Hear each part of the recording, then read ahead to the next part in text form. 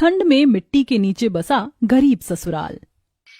माघ का महीना आधा गुजर चुका था। ठंड काफी ज्यादा बढ़ चुकी थी, जिसे देखकर पड़ोसी अपने घरों में गर्माहट देने वाला सुख साधन चलाकर नरम गरम रजाई में बैठे हुए थे। वहीं गरीब दिनेश और काशी का परिवार ठंड का कहर झेल रहा होता है। हे भगवान, अब की बार तो बड़ी बेजोड़ की ठंड पड़ी है। माघ के महीने में ही इतनी कड़कड़ा कर ठंड गिर रही है, पता नहीं पूस के महीने में सर्दी आफत करेगी। 3-4 दिनों से मौसम काफी ज्यादा चेंज होने से सूरज भी मुंह नहीं दिख रहा था। वहीं आशा ठंडी मिट्टी के लेपन से चूल्हा पोत रही होती है, तभी जमीन के अंदर की मिट्टी ऊपर उभरी देखती है। अरे, कल ही तो मैंने इस जगह को मिट्टी से भरा था, आज फिर से चूहों ने मिट्टी खोद खोद कर बाहर निकाल दिया। एक तो इतनी ठंड में रोज रोज चूल्हा पोतने में हाथ पिघल जाते हैं, ऊपर से ये चूहे मिट्टी खोद देते हैं। दिन पर दिन रसोई मिट्टी में धंसती जा रही है। अरे आशा बहू, अभी तक तो चूल्हा ही पोत रही है। यहाँ सर्दी से आज तो बिछौना भी बर्फ की तरह ठंडा हो गया है, बिल्कुल गर्माई नहीं मिल रही। अब तो चाय पीकर ही थोड़ा राहत आएगा। तभी एक मोटा सा चूहा रसोई के जमीन में लगाए गड्ढे में से उछलता भागता हुआ सीधा बिस्तर पर से भागता है। दादी दादी, आपने देखा बिस्तर पर से कितना बड़ा सा मोटा सा चूहा गया। अरे बेटा, वो चूहा नहीं था बल्कि घुस था, घुस। और ये घुस जिस भी जमीन में गड्ढा लगाते हैं उस जमीन की नींव को कमजोर कर देते हैं। अरे ऊपर से हमारा तो ये मकान भी कितना पुराना और कच्चा हो चुका है। काशी की जमीन भी काफी अंदर धंसती जा रही है। इस मकान को मरम्मत की सख्त जरूरत है। दिनेश को मकान बनाने की बात करते सुनकर अब काशी कुड़कुड़ करने लगती है। हाजी, अभी एक तो वैसे ही घर में इतनी कंगाली छा रखी है कि पेट भरने को भी आफत हो रखी है, और तुम्हें मकान बनवाने की पड़ी है। अरे काशी, जब देखो तुम दाना पानी लेकर मुझ पर ही क्यों चढ़ जाती हो? और क्या गलत बोला मैंने? इस मकान को मरम्मत की जरूरत है। पहले ही भादों में छत टूट कर गिर चुकी है, और जिस हिसाब से ठंड में रोज रोज ओस गिर रही है, छत की घास भी सर्द गई होगी। दोनों के बीच में घर की कच्ची खराब हालत टूटी छत को लेकर काफी कहासुनी होती है। इतने में पड़ोसन शारदा मिठाई का डिब्बा लेकर चली जाती हैं। अरे कहाँ हो काशी बहन, यह लो लड्डू ले लो। अरे हे शारदा बहन, इतनी ठंड में तुम मेरे घर में चौखट पर क्यों खड़ी हो? अंदर तो आ जाओ, बहू चाय बना रही है, चाय पी करके जाना। तभी काशी के घर की दीवारों के अंदर जमीन में जाते गड्ढे लगे देखकर शारदा मुंह सिकोड़ लेती है। अरे नहीं नहीं बहन, मैं ऐसे किसी के घर का चाय पानी पीना पसंद नहीं करती। तुम जल्दी से लड्डू ले लो, मुझे बाकी घर में भी लड्डू बांटने जाना है। ओहो, मुझे तो बड़ी सर्दी सी लग रही है, पूरा रोम रोम सिहर गया। पता नहीं तुम्हारा परिवार इतनी ठंड में इस कच्चे झोपड़पट्टी में कैसे रहन सहन करता है। और तुम्हारे तो 2 बेटे हैं कमाने वाले, अब तो तुम मकान पक्का करवा ही सकती हो। शारदा काशी के घर की दुर्दशा देखकर भी जानबूझकर मकान पक्का करवाने को बोलबाजी मारती है, जिसे कंचन गुस्से से जवाब देती है। आंटी जी, अब क्या करें? हमारे पास आपके घर जितनी मोटी कमाई नहीं है ना। जब हमारे पास पैसा होगा तो हम भी अपने घर में काम लगवा लेंगे। काशी बहन, बुरा मत मानना, लेकिन तुम्हारी लड़की ना 1 नंबर की मुंहजोड़ है। जवाब तो इसके मुंह पर होता है। अरे मैं तो यहाँ अपने घर की खुशी में लड्डू बांटने आई थी। मेरे बेटे नितेश का रिश्ता लग गया, इसीलिए मैं तो तुम्हें यही सलाह दूंगी कि 2-4 लाख रुपए खर्च करके पहले मकान बनवा लो, फिर मैं तुम्हारे बेटे के लिए बढ़िया मोटी पार्टी देकर रिश्ता करवा दूंगी। अच्छा, मैं चलती हूँ। इतना बोलकर शारदा लड्डू देकर चली जाती है, लेकिन उसकी कही बात काशी के दिमाग में बैठ जाती है। भले ही शारदा के बोलने का तरीका थोड़ा कड़वा था, लेकिन बात उसने ठीक बोली है। आज की डेट में गरीब से गरीब लड़की वाला भी घर द्वार देखकर ही रिश्ता करता है। मैं तो कहती हूँ 2-4 लाख खर्च करके पहले मकान बनवा लेते हैं, उसके बाद हम प्रदीप की शादी धूमधाम से करेंगे। माँ, तुम भी किनकी कही बातों में आ रही हो? इन शारदा आंटी की तो आदत है, जहाँ कहीं मौका मिलता नहीं कि बस डींगे हाँकना शुरू कर देती है। और माँ जी, अब समय भी बदल चुका है। देवर जी का ऐसे कहीं रिश्ता करने से पहले हमें एक बार उनसे उनकी मर्जी भी पूछ लेनी चाहिए। क्या पता उनके जीवन में पहले से ही कोई लड़की हो। अरे इतनी देर हो गई, इंतजार करते करते पता नहीं अंजलि कहाँ रह गई, अभी तक नहीं आई। क्यों नहीं आई? ठंड में रोड पर खड़ा प्रदीप अपनी गर्लफ्रेंड अंजलि का वेट कर रहा होता है। सर्दी की वजह से पूरे सड़क पर सन्नाटा छाया हुआ था। तभी कोहरे में एक महंगी सी गाड़ी आते हुए दिखती है। गाड़ी का शीशा नीचे करते हुए अंजलि कहती है, प्रदीप, जल्दी से गाड़ी में आकर बैठ जाओ। अरे तो आ ही गई मेरी लेट लतीफ मोहतरमा जी। इस बंदे पर थोड़ा तरस तो खा लिया करो। इतनी कड़कड़ाती ठंड में पिछले 2 घंटे से तुम्हारा वेट कर रहा हूँ। थोड़ा और अच्छे तरीके से लेट लग जाती तब तक आती जब मेरी कुल्फी जम जाती सड़क पर खड़े होकर। अच्छा सॉरी ना बाबा, माफ कर दो मुझे प्लीज। और अपनी पसंदीदा लड़की के लिए थोड़ा वेट तो कर ही सकते हो। एक्चुअली मैं ऑन टाइम घर से निकल रही थी, लेकिन डैडी ने मुझे ब्रेकफास्ट के लिए रोक लिया था। चलो कोई बात नहीं। वैसे हम कहाँ जा रहे हैं? बस थोड़ा सा पेशेंस रखो, अभी पता चल जाएगा। इतना कहते हुए अंजलि प्रदीप को स्टारबक्स कॉफी शॉप में लेकर जाती है।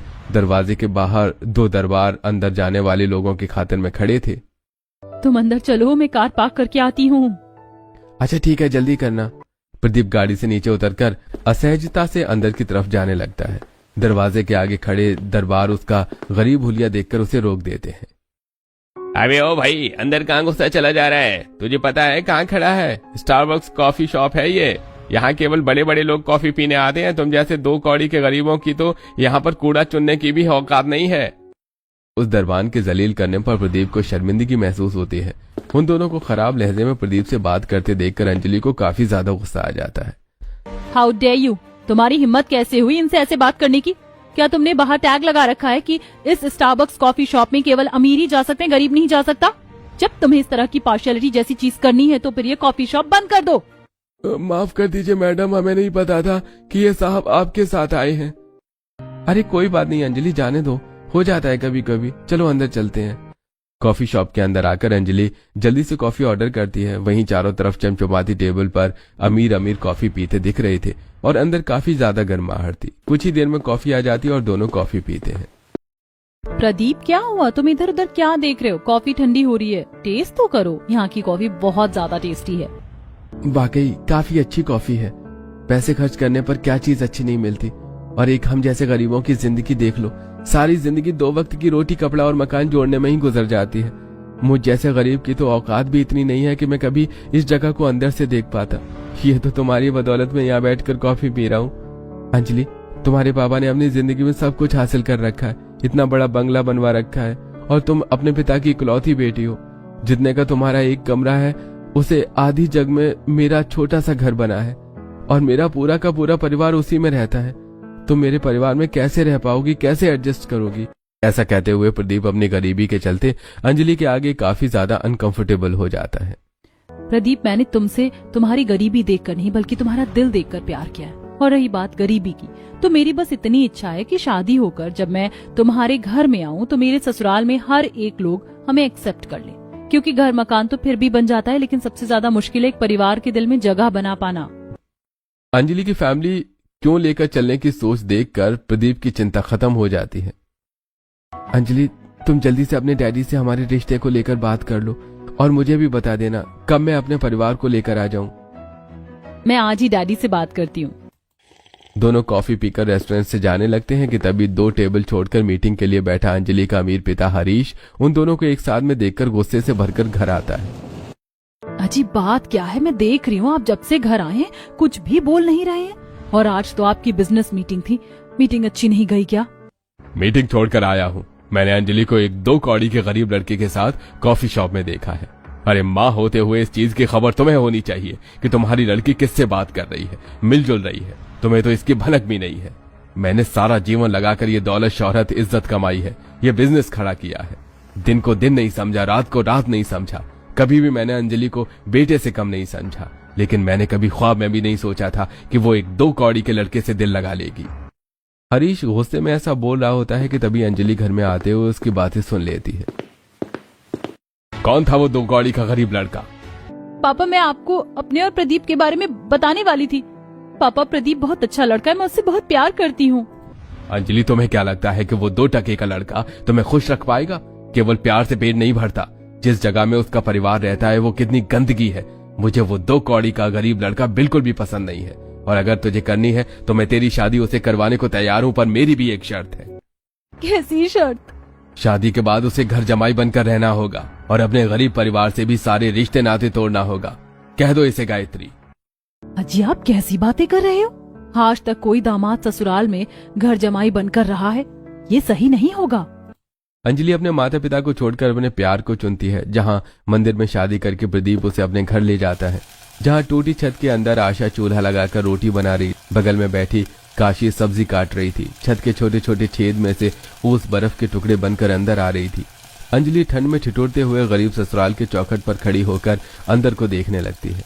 एक तरफ जमीन पर बिस्तर बिछा था, दूसरी तरफ चूल्हा लगा था। सब्जी के छिलके बर्तन सब बिखरे हुए थे और ओस से भीगी छत भी चू रही थी। अपने ससुराल में इतनी गरीबी भरी स्थिति देखकर अंजलि को धक्का सा लगता है। मैंने कभी ख्वाब में भी नहीं सोचा था प्रदीप का परिवार इतना गरीब होगा।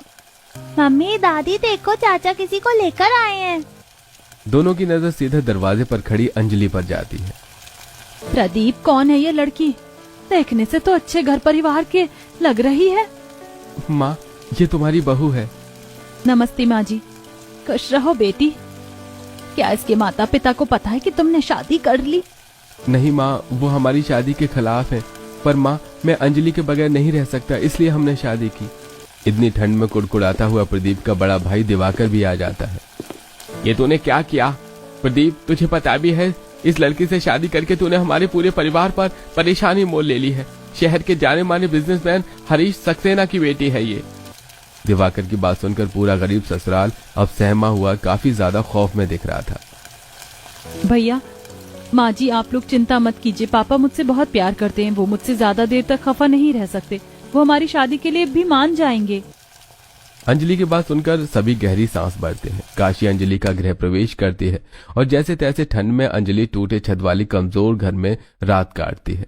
अगले दिन वो सुबह सबसे ठंड में उठकर मिट्टी से आंगन पोत रही होती है। तभी आशा आती है।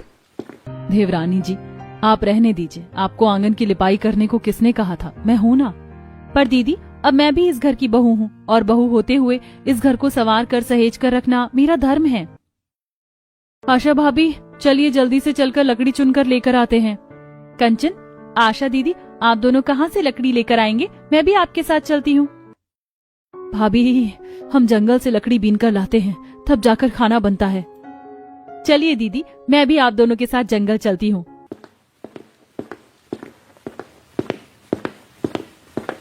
आशा भाभी, देखो इस गाय ने बछिया भी कर दिया, लेकिन इस तरीके से जमीन के अंदर मिट्टी में गड्ढा करके क्यों बैठी है? इसको ठंड लग रही होगी। कंचन, हमारे मुकाबले जीव जंतु की खाल मौसम के हिसाब से ढल जाती है। ठंड के मौसम में जानवरों को जमीन के अंदर मिट्टी में गर्माहट मिलती है, इसीलिए वो जमीन में गड्ढा करके रहते हैं। अंजलि बड़े प्यार से उस गाय के बछिया को देखती है जिसे गाय जीभ से चाटकर प्यार जता रही थी।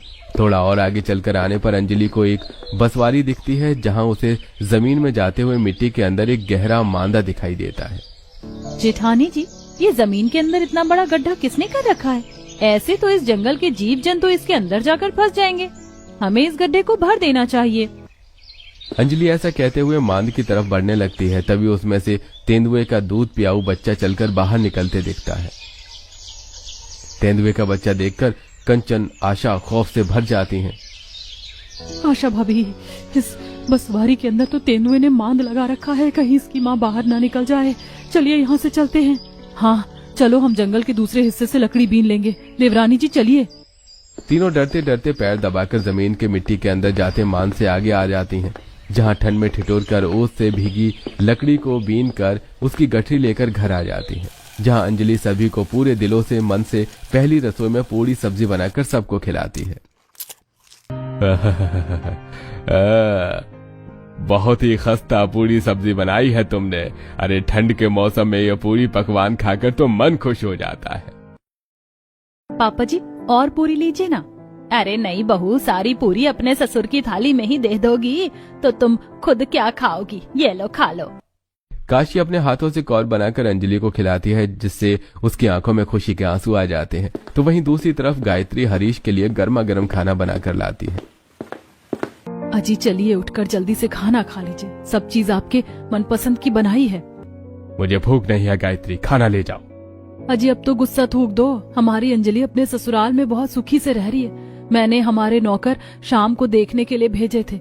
भले ही उसके ससुराल वाले गरीब हो, लेकिन हमारी अंजलि वहाँ खुश है। अब उसे माफ कर दीजिए, आखिर वो हमारी बेटी है। अरे वो तो मेरे लिए सदा सदा के लिए उसी दिन मर गई, जिस दिन वो उस 2 टके के लड़के के लिए अपनी बाप की चौखट लांग कर चली गई। मैं उनकी ईंट से ईंट बजा के रख दूंगा। अपनी झूठी शान और इज्जत में चूर होकर हरीश अपनी अमीरी के दम पर दाव पेच लगाकर गरीब ससुराल वालों से उनकी जमीन जब्त कर लेता है। कुछ दिन बाद अरे पापा जी आप यहाँ? नमस्ते माँ, भाभी अंजलि के पिता हैं। अरे समधी जी, आप चौखट पर बाहर क्यों खड़े हैं? भीतर तो आइए। आशा बहू जल्दी से नाश्ते पानी की व्यवस्था करो। तभी ठंड में थरथराते हुए अंजलि घास लेकर आती है। पापा, आप यहाँ पर? मुझे पता था आप ज्यादा दिन मुझसे नाराज नहीं रहेंगे, मुझे माफ कर देंगे। अंजलि मेरी बच्ची, ये ख्याल रखा है तुम लोगों ने मेरी बेटी का? आज तक उसने खुद से एक गिलास पानी भी नहीं पिया और तुम लोगों से इतनी ठंड में घास मंगवा रहे हो। मैं अपनी बेटी को हमेशा के लिए लेने आया हूँ।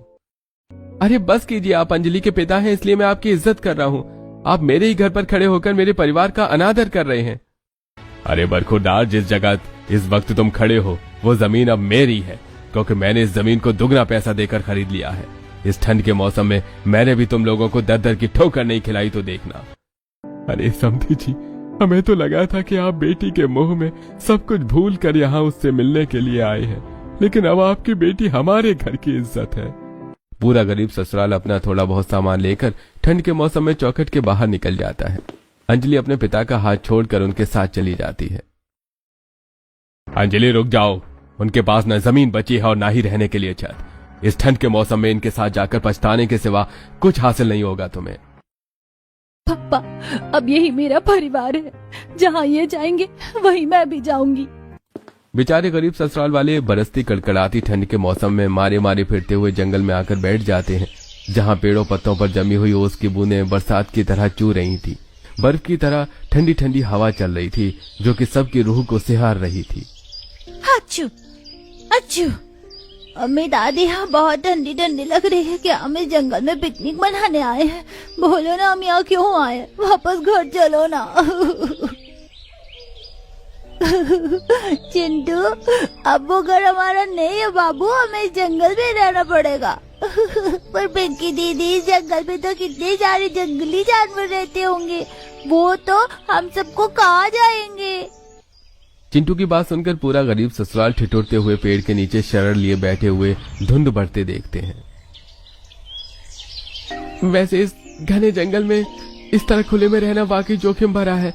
हम एक बसावट कर लेते हैं, ठंड में भी काफी ज्यादा है, इस तरह हम रात नहीं काट सकते। पर भैया, दिवाकर भैया, इतनी तेज हवा चल रही है, ऐसे में तंबू भी कहाँ टिकेगा। तभी एकदम से मिट्टी में से कुछ मैमल्स के बच्चे बाहर निकलते हैं, जिनके शरीर में उस ठंड को सहन करने की क्षमता होती है। अरे इस जमीन के अंदर से चूहे जैसा क्या भगा है? छछूंदर था क्या?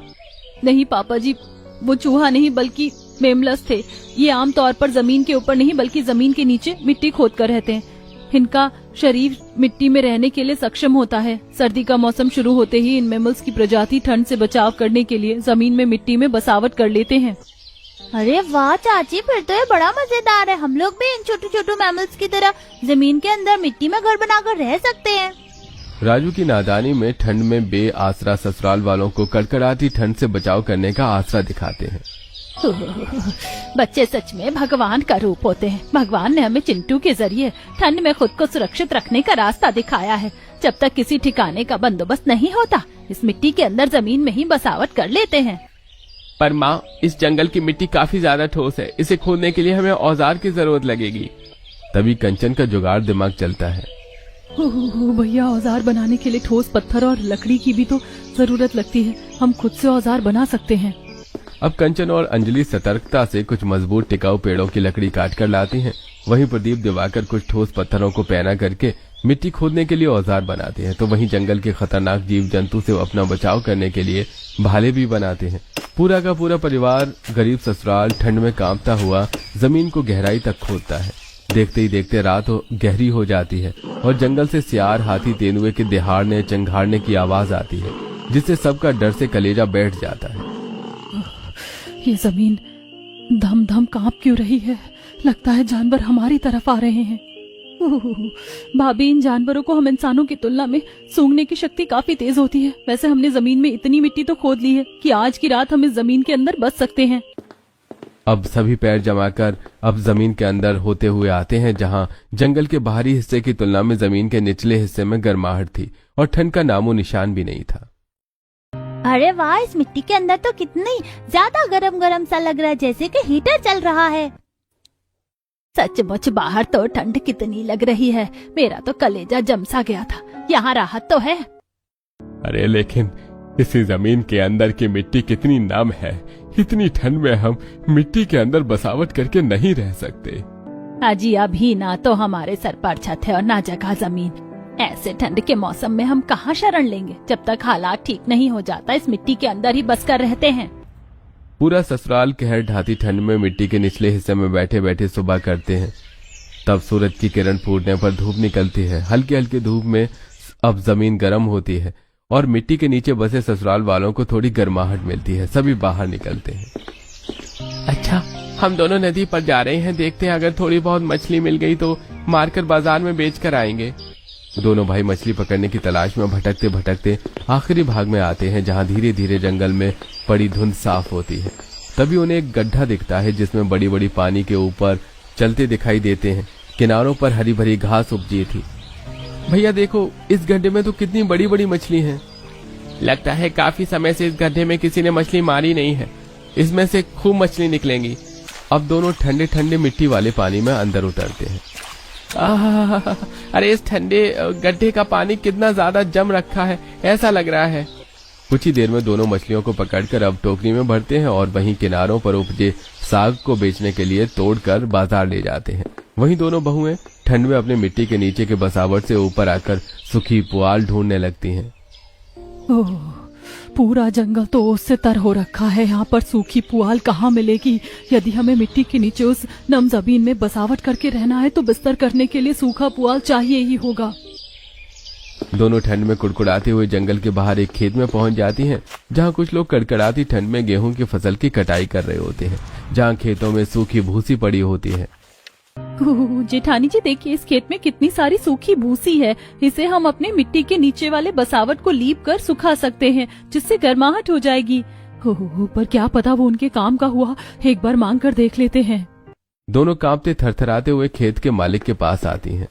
भैया जी, अगर ये सूखी भूसी आपके काम की नहीं है तो क्या हम ले लें? हाँ हाँ बहन, तुम चाहो तो वैसे भी अभी मेरे खेत में आधी फसल कटाई के लिए बची हुई है। अगर तुम दोनों फसल कटवा पिटवा दोगी तो मैं तुम्हें थोड़ा अनाज और सूखी दे सकता हूँ।